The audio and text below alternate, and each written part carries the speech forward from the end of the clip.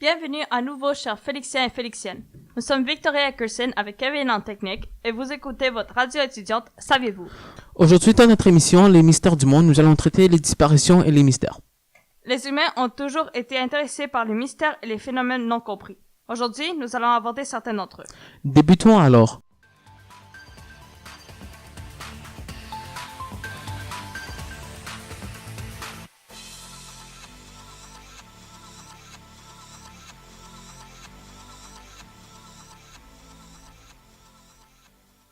La zone 51 est une aire géographique du Nevada aux États-Unis où se trouve une base militaire secrète où des appareils expérimentaux sont testés. Depuis 1989, cette zone est liée aux théories OVNI. C'est à partir de là que plusieurs théories conspirationnistes comme les relations secrètes entre l'armée américaine et les extraterrestres sont nées. La zone 51 a été créée par Richard M. Bissell Jr., un officier du CIA qui, à l'époque, était chargé de superviser le développement d'avions espions U-2.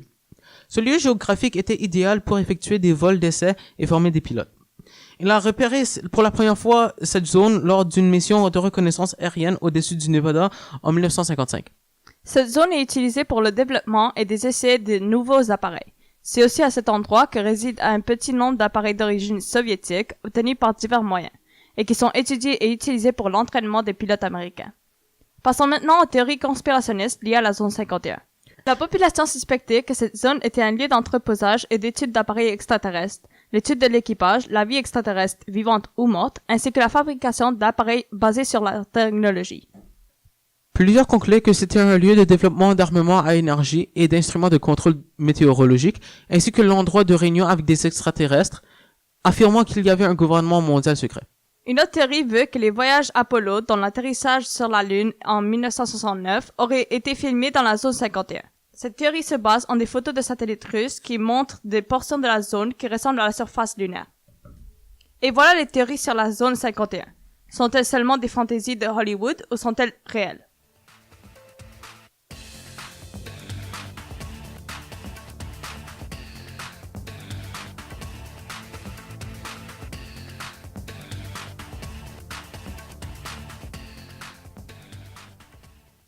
Un des plus grands mystères du dernier siècle concerne la mort de 9 jeunes partis en randonnée en Sibérie. Alors jetons un coup d'œil à l'affaire du col Dyatlov. En fin janvier de 1959, un groupe d'excursionnistes, 10 jeunes familiers avec la région sauvage de la Sibérie, ont décidé de faire une expédition dans la région montagneuse de l'ouest de l'Union soviétique. Le 28 janvier, Yuri Yudin, un des membres du groupe, commençait à se sentir malade. Il décida de quitter le groupe, laissant ainsi les autres membres à continuer, leur chef étant Igor Dyatlov. Au fur et à mesure qu'ils avançaient, ils ont documenté leur expérience à l'aide de caméras et d'un cahier de notes. Lors du 1er février, le groupe est arrivé au pied d'une montagne surnommée la Montagne Morte. Après quelques heures de plus, ils ont construit leur camp à quelques centaines de mètres du sommet. C'est à ce moment où cette dernière entrée du journal fut rédigée. Ce qui suit est la dernière entrée. Il est difficile d'imaginer un confort quelconque sur la crête avec ce vent perçant à des centaines de kilomètres de la civilisation. Quelques semaines après, ayant reçu aucun mot de la part des randonneurs, une équipe de volontaires part à leur recherche. Le 26 février 1959, cette équipe a réussi à trouver leur campement. Quelque chose d'étrange s'est évidemment passé. Leur tente était en morceaux, coupée de l'intérieur par un couteau et couverte par une fine couche de neige. Leur équipement, en contraste, était encore bien organisé. Le prochain jour, les volontaires ont trouvé 9 paires de pas allant vers la forêt. Ils ont suivi ces pas jusqu'à l'extrémité des bois où ils ont trouvé un feu de camp improvisé et les corps gelés de 2 des excursionnistes.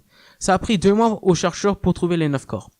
Les 2 premiers ont été retrouvés très peu habillés, avec seulement des chemises et des sous-vêtements pour leur protéger de la température de moins 35 degrés Celsius. L'arbre près d'eux a subi des dommages, des branches cassées, comme si quelqu'un avait essayé de le grimper. Les 3 prochains ont été retrouvés à de différentes distances entre la tente et l'arbre. Les 3 étaient mieux habillés, mais il leur manquait quand même de l'équipement essentiel, tel que des bottes et des chapeaux. Au moment de leur mort, ils allaient tous dans la direction de la tente, espérant peut-être y trouver un refuge. Les 5 sont morts d'hypothermie et 4 d'entre eux étaient intoxiqués.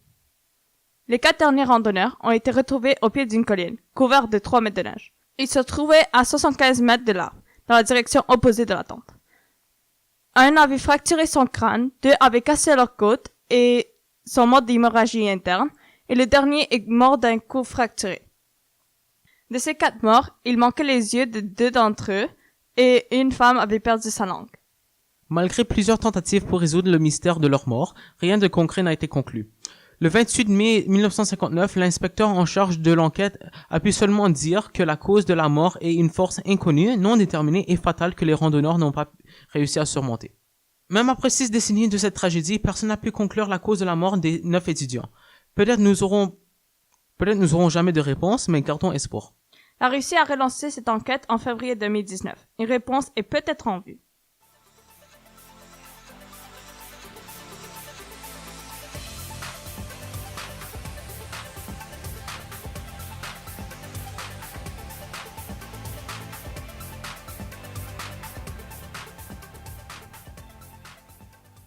Parlons maintenant de la disparition du vol de 370 Malaysia Airlines en mars 2014. Ce Boeing 777 qui transportait 239 personnes, dont 12 étaient des membres d'équipage, est disparu pendant son trajet vers l'aéroport de Pékin. Le dernier contact avec ce vol a été au-dessus de la mer d'Andaman, qui se trouve sur l'océan Indien. Selon les autorités malaisiennes, l'avion a eu un accident dans le sud de l'océan Indien où il a été détecté pour la dernière fois par les satellites. Le seul autre cas de la disparition d'avions avec plus de 100 passagers est celui de Flying Tiger Line, disparu entre l'île de Guam et les Philippines en 1962. C'est autour du même endroit. Est-ce une coïncidence? En recherche pour le vol 370, plusieurs débris et traînées de carburant d'origine inconnue ont été repérés dans la mer de Chine méridionale. L'hypothèse de destruction après son décollage est apparue, mais elle a été infirmée peu après, puisque ces débris n'appartenaient pas à un avion. Une large coopération internationale a été mise en place pour retrouver l'avion et ses passagers. Le 12 mars, la Chine a annoncé avoir détecté sur une image satellite du 9 mars 3 objets flottants groupés sur la mer à un endroit correspondant à la zone où le contact avec le vol a été perdu, mais aucune trace de l'avion n'a été retrouvée. Plusieurs pays autour du lieu de disparition de l'avion ont cherché partout dans leurs aéroports et dans leur territoire pour essayer de trouver le vol 370, mais tous ces efforts ont été en vain. Finalement, en juillet 2015, des débris de l'avion ont été retrouvés proches de Madagascar à l'île de Réunion. Ceci a permis de confirmer la disparition en mer du Boeing 777. Plusieurs hypothèses ont été prononcées, dont le changement de direction du vol vers la base américaine de Diego Garcia. Le vol aurait été piraté par des terroristes. Cette théorie n'a pas été retenue par les États dirigeant les recherches d'avions. Il y a aussi des théories d'attaques terroristes à l'avion ainsi que des hypothèses d'un incident technique. Le rapport d'enquête malaisien a été publié en juillet 2018, ne déclarant pas de cause précise. Et c'est ainsi que cette disparition reste encore un mystère.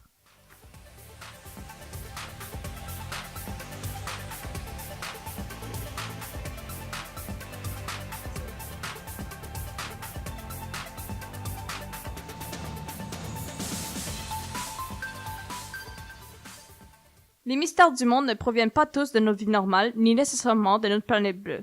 Ceci est le cas du célèbre signal WOW. Voyons en quoi consiste cet événement extraordinaire. Depuis plus de 40 ans, nous sommes attentifs à l'information provenant de l'espace sur différentes fréquences. Et dans tout ce temps, nous n'avons presque rien retrouvé. C'est le 16 août 1977 qu'un message provenant de la constellation Sagittaire, un quadrant de l'espace se trouvant à 5000 années-lumière de la Terre, a fait son chemin jusqu'à un télescope radio en Ohio. Le télescope fonctionne en observant le ciel et un ordinateur imprime les données sous la forme de séquences de lettres et de nombres dans un tableau. En regardant ces données, un scientifique qui travaillait au télescope a analysé les données et a remarqué une séquence anormale. Il a remarqué que ce signal avait une force 30 fois plus élevée que les ondes radio provenant des recoins de l'univers. Ce signal a duré 72 secondes. Même après 42 ans de cet événement, les scientifiques ne savent toujours pas l'origine précise de ce signal. Nous pouvons confirmer que ce n'était pas une erreur de la part de l'ordinateur, puisque ça ne possède aucune caractéristique d'erreur informatique. La courbe du graphique associé au signal montre plutôt que c'est un phénomène naturel. Cette courbe monte graduellement jusqu'à atteindre un sommet, puis retombe graduellement jusqu'à atteindre le niveau de départ. C'est comme si le télescope commençait à analyser une partie du ciel, puis passait au suivant. De plus, ce signal a été émis sur une fréquence particulière, 1420 MHz, la fréquence naturelle de l'hydrogène. Est-ce preuve d'une civilisation extraterrestre avancée? C'est seulement avec le temps qu'on pourrait y répondre.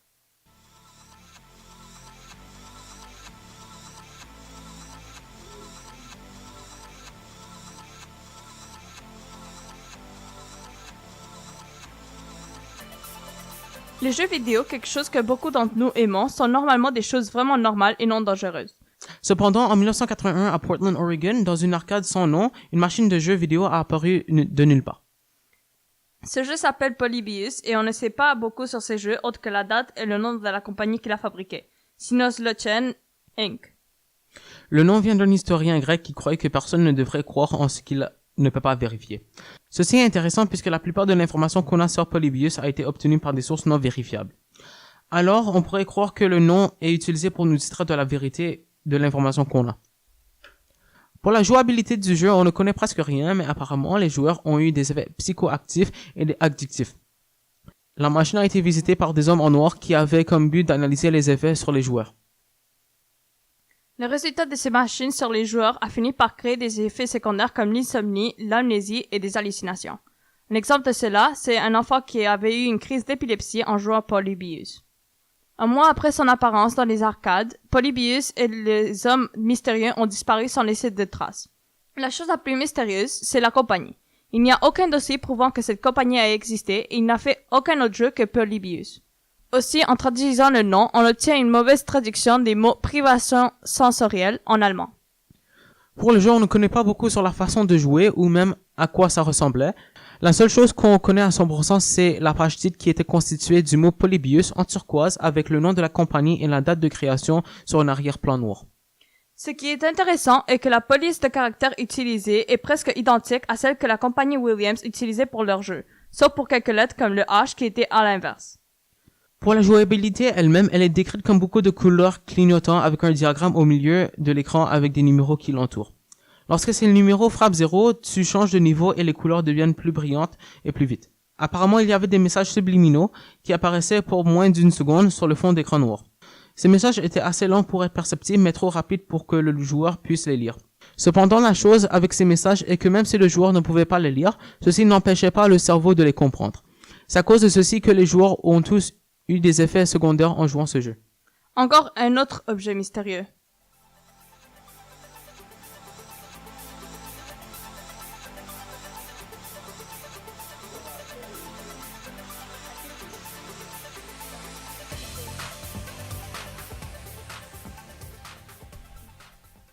Appelé le mystère le plus étrange et mystérieux de l'Internet, le Cicada 3301 est extrêmement intéressant. Le 4 janvier 2012, une image a été publiée sur 4chan par une organisation ou une personne anonyme. Quand on ouvrait cette image dans un éditeur de texte, on trouvait une phrase lisible suivie d'un code secret. En déchiffrant ce code, on trouvait un lien qui montrait l'image d'un canard, disant que c'est une leurre. Au début, on croyait que c'était une impasse, mais avec le programme Outcast, on trouvait de l'information cachée dans le code de l'image originale. Cette information nous emmenait vers un subreddit qui donnait l'information sur un livre, Mabinogion. De plus, il y avait un code secret qui donnait un numéro de téléphone. Lorsqu'on appelait ce numéro, un message préenregistré jouait. Ce message nous disait que pour trouver la dernière image, nous devions multiplier les 3 nombres premiers, dont 3301 et 2 autres. En calculant la base et la hauteur de la première image, on trouvait les 2 autres, 503 et 509. En multipliant les 3, on trouvait 845 145 127 et en ajoutant un .com à la fin de celui-ci, on trouvait un site avec l'image d'une cigale et une horloge qui comptait à rebours. Lorsque celle-ci frappait 0, le site montrait 14 coordonnées qui désignaient 14 endroits dans 5 pays différents. À ces endroits, on trouvait une feuille avec la cigale et un code QR. En suivant ce code, on trouvait un autre site. Ce site nous emmenait vers un autre livre qui nous emmenait vers un autre lien. Cependant, ce dernier site était différent. Au début, ce qu'il a trouvé était accepté dans la dernière étape de l'énigme, mais à un certain point, le site a changé pour montrer le message « Nous voulons les meilleurs, pas les suiveurs ». Les finissants ont été informés de ne pas collaborer avec les autres ni de partager l'information du dernier message, mais puisqu'on sait cela, il y en a qui n'ont pas suivi ces consignes. Un mois plus tard, une image est apparue sur le subreddit disant que la recherche pour les personnes super intelligentes qu'ils voulaient trouver était finie. Le problème avec ces derniers messages est qu'on avait zéro information sur ces finalistes. Alors beaucoup de gens croient que Cicada 3301 était une blague élaborée, jouée par quelqu'un ou un groupe de personnes qui avait pour but de gaspiller du temps. Et pensez cela jusqu'à un an après le premier indice. Le 4 janvier 2013, Cicada 3301 a publié le deuxième énigme avec le même PGP, une signature internet que le premier, ce qui prouvait que c'était vrai. Si vous voulez en savoir plus, il y a plein de vidéos en ligne qui expliquent cette situation.